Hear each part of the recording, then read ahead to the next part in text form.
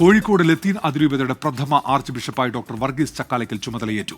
ഇന്ത്യയിലെ apostolic nuncio doctor Leopoldo ജിറല്ലിയുടെ നേതൃത്വത്തിലായിരുന്നു സ്ഥാനാരോഹണ ചടങ്ങുകൾ. കോഴിക്കോട് രൂപതയെ അതിരൂപതയെ പ്രഖ്യാപിക്കുന്ന ചടങ്ങും ഇതോടൊപ്പം നടന്നു.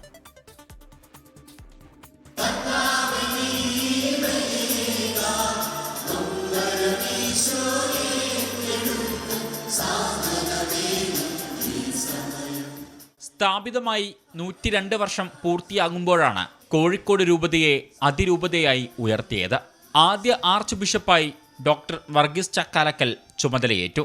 സിറ്റി സെന്റ് ജോസഫ് പള്ളിയിലെ സ്ഥാനാരോഹണ ചടങ്ങിൽ ഇന്ത്യയിലെ വത്തിക്കാൻ സ്ഥാനപതി archbishop doctor Leopoldo Girelli നേതൃത്വം നൽകി.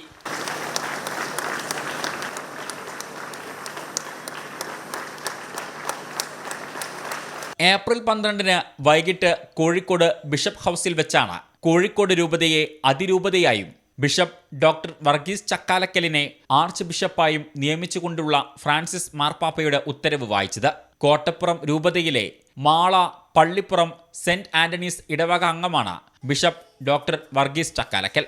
വരാപ്പുഴ, തിരുവനന്തപുരം എന്നിവയ്ക്ക് ശേഷം കേരളത്തിൽ ലത്തീൻ സഭയുടെ 3ാമത്തെ അതിരൂപതയാണിത്. 24 കോഴിക്കോട്.